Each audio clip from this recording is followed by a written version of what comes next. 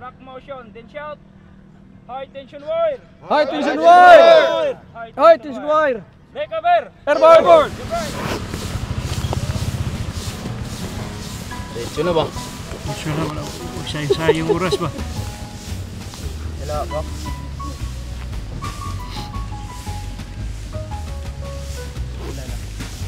Tama na pala to.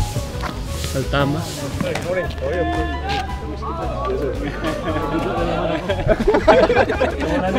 Tagal-tagal na ako nag-jump.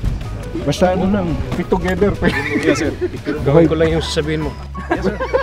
Buhay lang ito, okay? Base lang ako ha. Dito lang. Siguraduhin mo ako sa iyo pa ha. Oh naman sir. Sabi ko kay Sergeant, pag mali ako, sampalin talaga ako ha. My last jump was back in 2019, so may mga iba't ibang mga checkouts na kailangan namin gawin para refresher sa lahat ng mga techniques para safe. Okay, jump right, jump left, spike right, spike left, spike, prepare to land. What is the most important in airborne training? Mental alertness drill. Learn!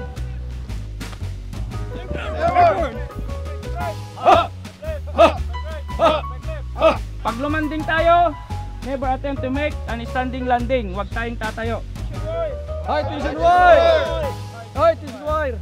Take cover. Airborne! Okay sir, orange stick. The wall. Face the wall. Walk. Sila. Check. Static line. Check static line! Chest up okay! Reserve okay! Legs okay! Balls okay! Okay. Okay. Okay. All okay, jump master! 1 minute. 1 minute! 1,000. 1,000. 1,000. 101. 44? It's a night vision mount. Dito sir, ito yung first kasi andito yung cable sir. Ang exit natin sir from dito 45 degrees tayo sir.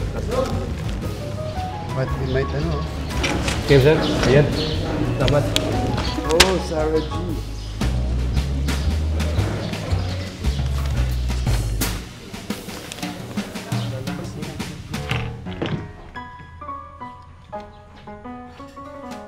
Chibala. Nauna na siya ata. Nag-scoop ka na under ko, matuto ka sa tie down.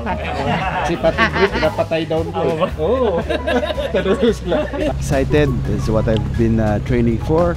This is a mode of infiltration to go behind enemy lines and conquer the enemy. This is only the start. It's a means to an end.